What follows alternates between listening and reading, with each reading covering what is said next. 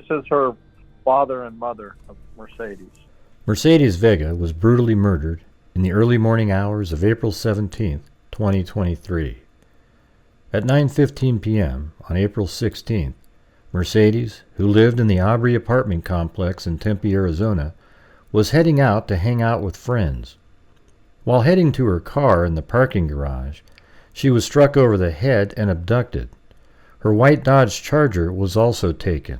At 12:57 a.m. on April 17th, a burning vehicle, which was not Mercedes, was located around 65 miles west of Phoenix on the side of Highway 10. Mercedes' body was located in the back seat. She had died of smoke inhalation. The autopsy showed 2 blows to her head, a gunshot wound to the right bicep, and bleach in her mouth and throat. A few days later, Mercedes' vehicle was located near Culinary Dropout on South Farmer Avenue.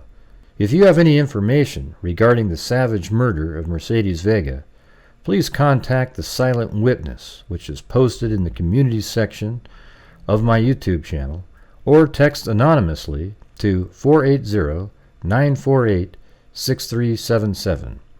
The following is a portion of the interview with Tom Pillsbury, Mercedes' father. Well, I do believe she was set up. I do believe she was targeted.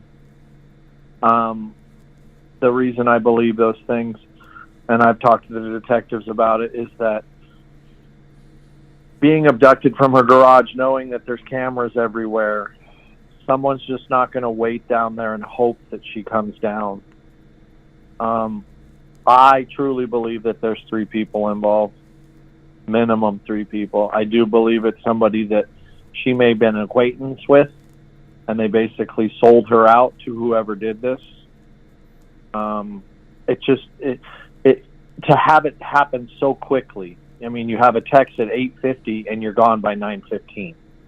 Yeah, I think I totally agree with that. Like, somebody must have known she was coming down out of those elevators. Yeah. Because there's cameras everywhere around there. You're not going to sit there and take the risk of somebody seeing you. Or why is there a vehicle sitting down here with people in it in a garage?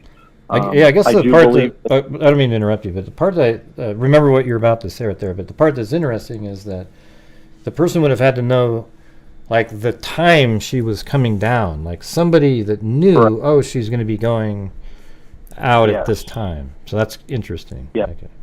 That's I have said that to detectives multiple times. I communicated with my daughter. She was 22 years old, but I would see her minimum once a month, but I also would talk to her. Mom talked to her a lot more, but when it came to push come to shove, or if something was wrong, or she felt, she would call me and ask me questions about it. So in this scenario, if you look at the video, she did not think anything. She was not frightened about her surroundings. She had absolutely no, because she would have told me and said, hey, Dad, something's been going on weird. I get this weird feeling like someone's following me or something. There wasn't any of that communication at all from her.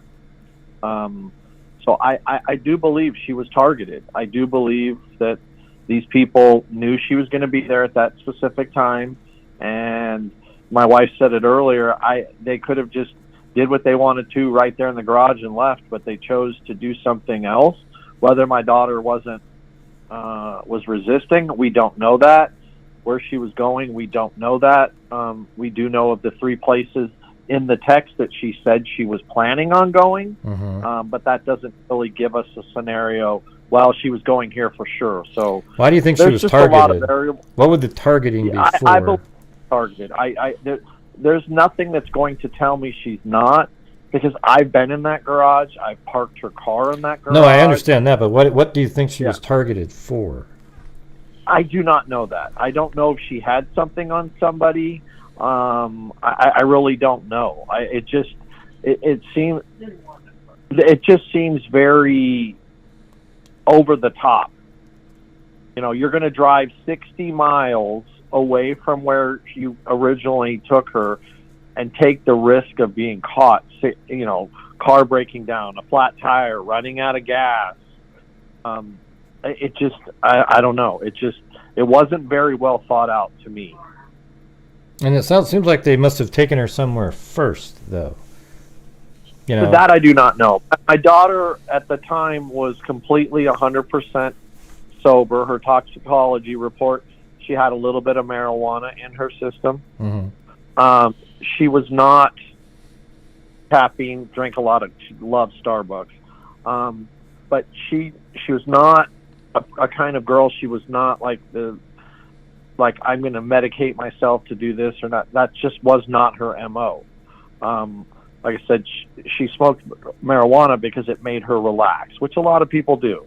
Yeah, I'm not going to judge anybody. You know, so. Yeah, but other people, because of what my wife said earlier, what she did, thinking, oh, she worked in a club, she, maybe she was addicted to drugs and it was a drug-related thing. No, that was not the case. My daughter wasn't involved in that. She did it for the quick money. Yeah, and she had her plans. I mean, it's a really common thing for students and so forth to do that, to make pretty good money and allow them to go to school, or even if they're not in school, still they're doing something else. It's not, it's absolutely normal. Actually, it's I agree, 100% agree. I 100% agree. Do I believe something could have to do with the club? I agree with that also. I do agree. I do believe that there could be a connection there, but I don't know that. Everything that we're talking about is speculation. The things that I told you, like targeted and things like that, I've said the same thing to the detectives, and they said that I'm not far off, that I'm very smart, and we knew our daughter very well. So I do believe someone will eventually come forward, because the silent witness thing is a very good program, because like my wife said earlier, they're not held accountable. They just leave a message, what they know, and if that leads to an arrest, they will deposit $2,000 into, it doesn't even have to be their account. It could be somebody else's account. It could be a bank card, and you never brought forward with your information. So we're trying to do everything. We've been quiet for 7 months almost. And at this point, I'm tired of being quiet, because my daughter did matter. What these people did to my daughter, they should pay. And I don't, if this has happened to other families, I want it to stop here with my daughter. I don't want this to happen to someone else's family. If it was a trafficking issue, if it was, something on those lines, I don't know, because here in Arizona, it's a very high trafficking area. I don't know that. So, I've looked to see if there's similar cases, and there have been some in the past, but I just don't know. And like I said, I don't want anyone to go through what we're going through, and hopefully, because they've told us that there's a lot of information. This is no way considered a dead case, and every day they're getting more and more information. So it's hard for us to sit back and wait after 7 months. Yeah, I mean, she wasn't. Somebody in the chat saying that there was no shooting, was there? So, she wasn't shot or anything. Yeah, she was shot. Oh, where was she shot? In the left bicep. Oh, okay. Right bicep. Okay, right. But she didn't have it wasn't a fatal wound. I thought that's what they were saying. No, based off of, right through her muscle. So based off of everything we were told by the police and everything, the gunshot wound, the hit to the head, being caught on fire in the car, because they did catch the car never fully burned to the ground. When they found her, they were able to put it out. She was still there. We actually didn't get to see our daughter, but she was not like, she was a full body. And I know I don't even like talking about that, but so she could have survived based off of it. Now, whether I know that's true or not, what she died was from the smoke. Mm-hmm. So I in my heart believe my daughter was unconscious when she was put in that car, because I know my daughter would have not got into that car voluntarily. She had to have been knocked out cold before she was put in that car. Yeah. I don't know why they put her on the I-10, because that is a very busy road, and if you drive 5 minutes, not even 5 minutes, I drove it. You can turn off the road, and there's a little dirt road that goes along the highway. They could have literally just put her out there and drove away. Are you talking? So was it right before you take the exit? How I have it? Yeah, as far as we can tell, that's what specifics, because it's very vague in what they're saying, because it could have been in between the mile marker or whatever. But the exit after where they said it was not very far. And what you said earlier, I believe that after that exit, there's not service for 25 miles or something like that. So I believe they were running out of options, and that's why they put Lefter there.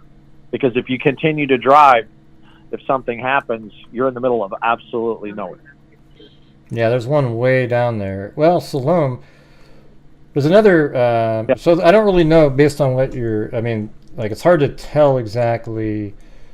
There's an exit that I have on the map that is the Siloam exit, but if you keep going down 10, there might be another exit that would take you to Siloam. There's more as well. exits, but what I'm saying, if you look at before that exit, there's a gas station on the opposite side that she was found on.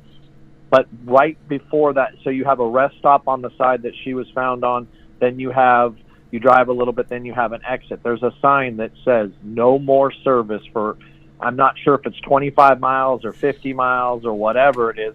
So I believe that they knew that they had to do it there. They had no option. Okay. Because if they would have continued farther and something would have happened, I think that's why they did it. Now, why they left her on I-10, I don't know that. Yeah, I don't know if I believe it was. Yeah, go ahead. I believe it was very sloppy. I believe it was planned, but my daughter just made their plan not go the way they wanted it to go, is how I think it happened. Okay.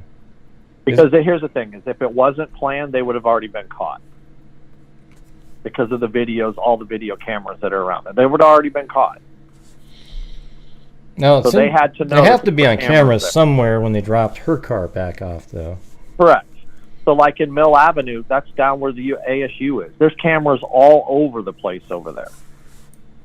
So they knew what they were doing. I just think between the time my daughter was attacked until the time she was end, I think she derailed their original plan.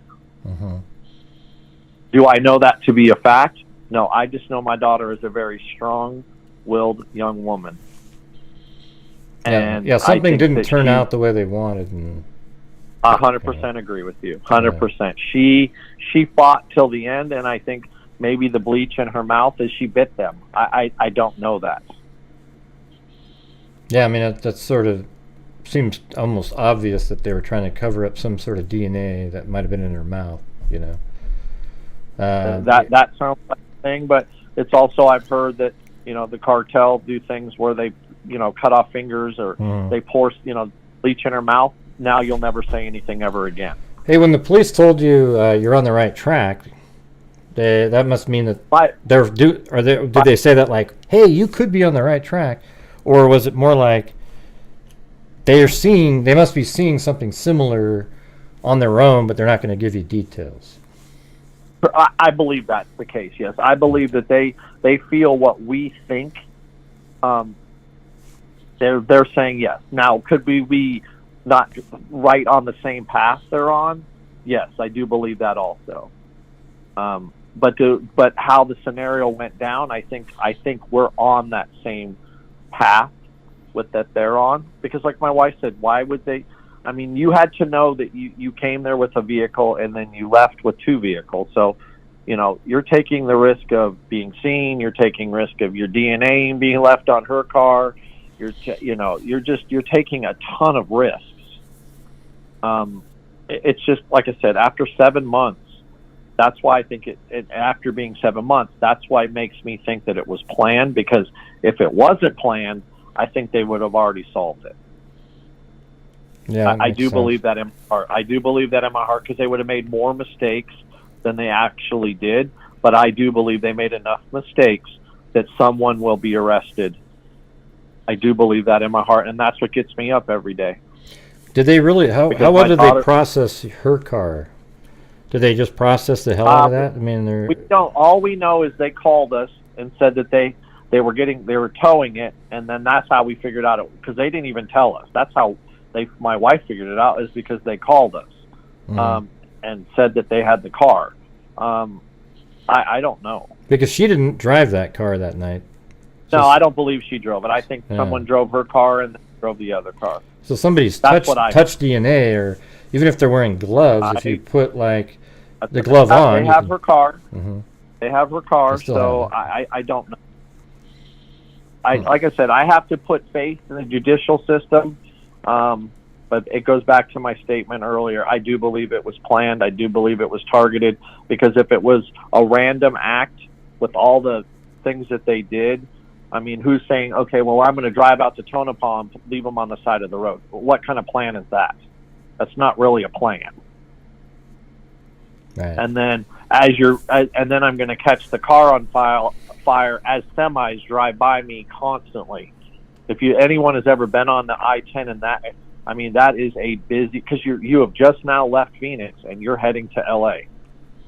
Is there any way you could help me?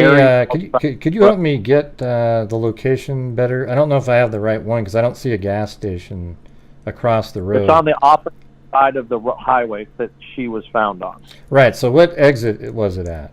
Because that I do not know. They said it was 86, but I thought it was 84. I don't know. Okay. I'm looking at what. Is it a truck? There's a truck stop down here. Is it anywhere near that? Truck stop. Right there. What's that? Yeah.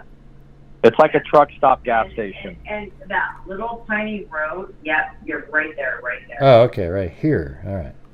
Yeah. So, okay, so she was found right there. Mm-hmm. And do you see that tiny little road behind it? Yeah, back here. Why wouldn't you just take her out there and bury Yeah, her? so I do believe, back to my statement. I think that's called camelback something. Yeah, like I said with my statement, who makes a plan and says, well, let's put a car, let's kidnap this person, let's do what we did to her, and then just leave her on the side of the road where someone's going to find that. I mean, they found that car within minutes after it was on fire. Heading west. Yeah, it was not on fire for hours or anything like that. It was reported very quickly. Right, that's why it seems like she was somewhere else for a few hours. You know what? Yeah, she was. She was. Yeah. Yeah, she was. And then there's other things that we don't know of, and was taken. We don't know if she was taken somewhere and questioned for a couple hours on what she knew, or if she did anything, or we don't know any of that stuff. And that's what's very hard, because you're right. It's an hour outside, so that if it happened at 9:15, that would have put it out there by 10. So there's about 2 hours and 15, 2 hours and a half of where she was. Well, I mean, at 9 o'clock, you're saying 9:15 she was hit over the head, and then she's found at around that time. And then it's called in at 12:50 something. So that's almost like 3.5 hours. Or what? Correct. That's what I'm saying.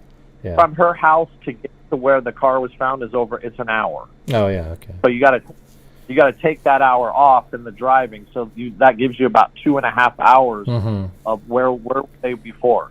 And that's the other part where I think that's where they slipped up, because someone had to have seen them in those times. Maybe they saw her car. I don't know. And this is why we're doing it, and this is why we're not being quiet anymore, because no family should go through what we're going through, and no child should go through what she went through. It's interesting at this truck stop here. There's one, two. I mean, there's literally like 20 spots in a row where you could turn around and cross over. Because I think they actually had. I was telling your wife that they had her car with them, and then used it to get back, and that's why they parked it sort of near where her apartment was, because their other vehicle was there. Could have walked around. They could have walked around Mill Avenue, because we did flyers in Mill Avenue, and there's a lot of women down there and managers that are very nervous about it for their employees, because it is a big topic, because they don't know if that person lives down there. I do believe that. I do believe the reason that they put that car is whether they live there, could have been a reason, or they put it down there thinking, okay, she's a young girl, college girl, she got drunk and left her car. And it'll get towed, and no one will be the wiser of it, but they didn't realize that the car was in my wife's name. They didn't realize that just because Mercedes danced 2 nights a week, that she had communication with me and her mom multiple times a month, and that we saw her multiple times a month. Yeah. They didn't know that about her because she's like me. I very keep to myself, and yeah, she does the social media thing, and my wife does that. My other kids do that. I'm not a big fan of it, but when push came to shove, Mercedes was very secluded, and she was to herself. She was very guarded in who she felt she could trust. Do you think the law enforcement is treating your case like others, or differently, mainly because she was a dancer? This is the hard one, and we go back and forth. Do I believe sometimes they're doing everything they possibly can? Yes. Are there other times I don't believe that they're, because of what she did, they're treating this case as secondary? Yes. But in the back of my mind, I have to think the judicial system will take a case regardless of race, whatever they did, a woman, man, whatever, and treat it as the same. And I hope that's what they're doing. They tell us they are, but they don't make us all the time feel they are, if that's a good way to put it. Mm-hmm. Yeah, I think that's one because of the... That's a good question, because I feel that there's times I leave messages and I don't hear from them for 4 days. Mm-hmm. Well, I know that... I've done this for so long that over time I've seen whenever there's cases where somebody... Like, there's this case in Lumberton where these 3 women that were sex workers and did drugs and whatever. Those 3 were sort of below this other girl that went missing in the same area. It could even be related, but she was deemed more sort of socially normal. Yeah, you know. You know what? I hope that's not the case. I really do. But you're right.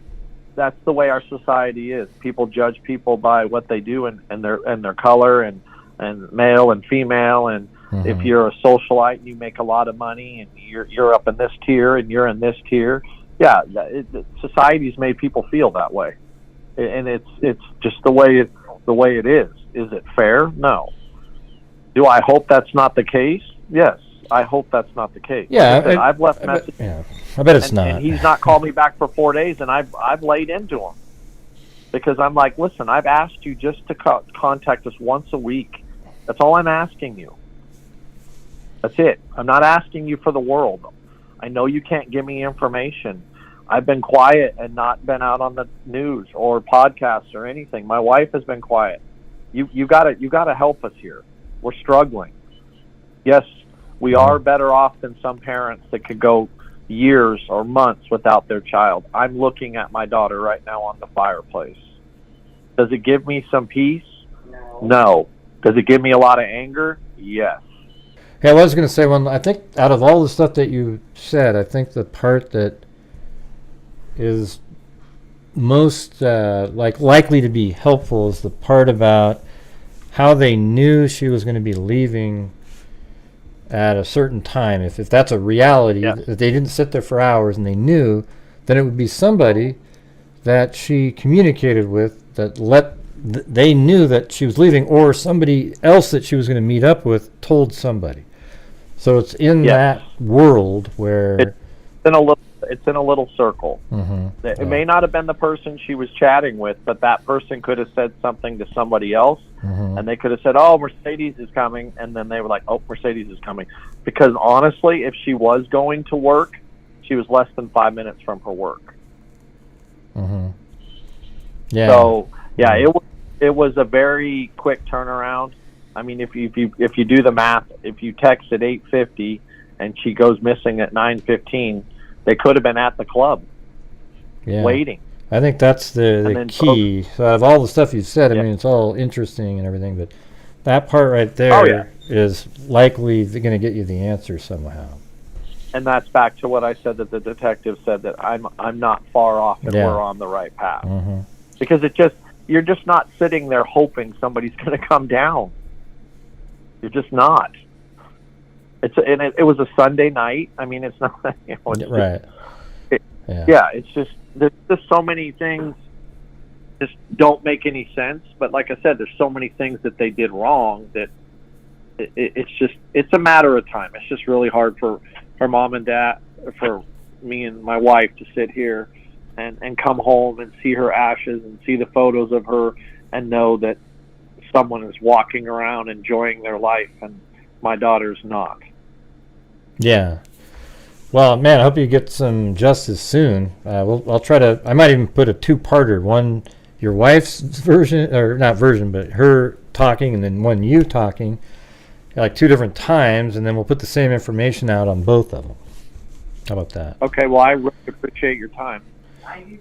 Yeah. Well, thank you guys for calling in. I know. I mean, obviously, it's just absolute nightmare. So hopefully, you get some answers. And if you're out there and you're in law enforcement, try to be a little bit more communicative with people that you're trying to help or you're claiming to help, because they want to feel like you're doing something, and by you communicating with them, they'll have that sense of peace during this journey.